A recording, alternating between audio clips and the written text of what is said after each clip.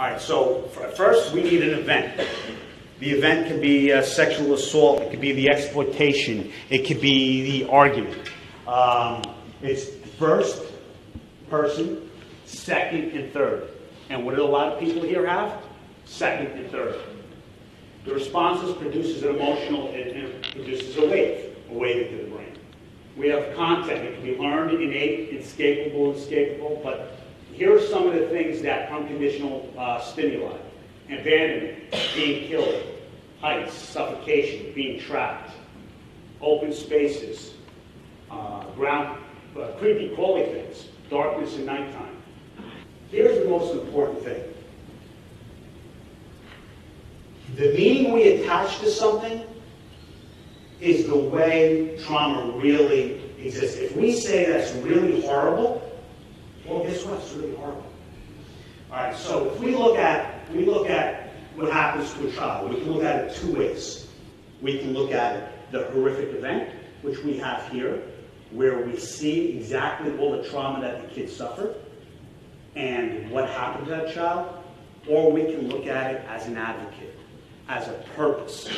This is how to get over something, that we see something that we were able to help a child adapt or overcome or help their lives in such a great way that that's what that meaning means. So we look at it two different ways.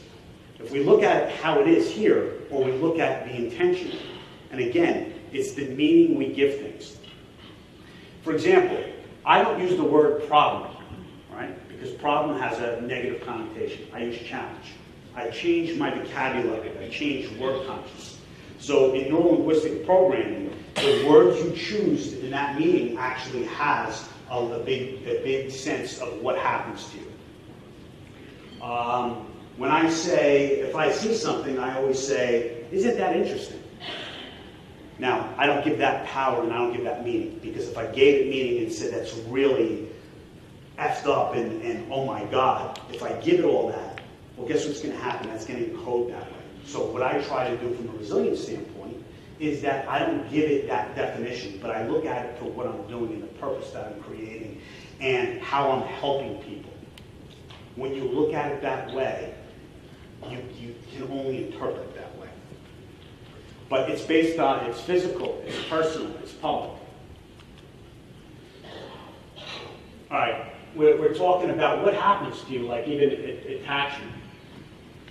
Pets, possessions, religion, public, loss of status, loss of cultural identity, shunning, loss of reputation. A lot of these, that meaning, it's kind of like, I'm divorced, my life is over. My pet died, I'm never going to be able to survive. This loss of attachment and the things that we do and what happens in that trauma and what we hear about actually affects us. Then you have the landscape. You have chronic and different, you have anticipatory stress, work, school, worry, relationships. What do we worry about? We worry about promotion. We worry about grant money. We worry about exactly how we're able to do and support our mission. No one's listening to us. All those, again, they're subtle, but they increase our stress, because if I don't have the monies to go out and actually effectively do what I need to do to support, let's say, my owner's house, and I don't have the money to actually support the children, it's going to have another worry, because now on top of the trauma I see here, I can't help them because I don't have the money to help them, and now I'm worried about the money. But it's all circular, and it's all the same thing. And we anticipate. We make stress up all the time. Stress becomes impactful in our life. And what does it do to us? Pain, cultural disability, illness, inherent biological conditions leading to vulnerable or resilient landscapes. Now, a vulnerable landscape.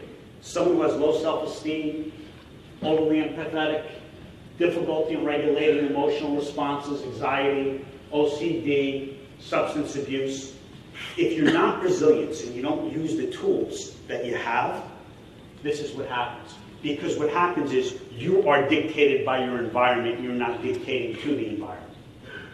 Now, I can tell you this, I've seen things that I wish no one could see. And I'm sure everyone in here has seen things that they wish no one could see. But the question is, do you become a victim to that, and you let that create your environment, or do you control that environment? And really, it's just a mental shift. It's a shift in your language, it's a shift in your wording, it's a shift in belief, and the meaning that you use.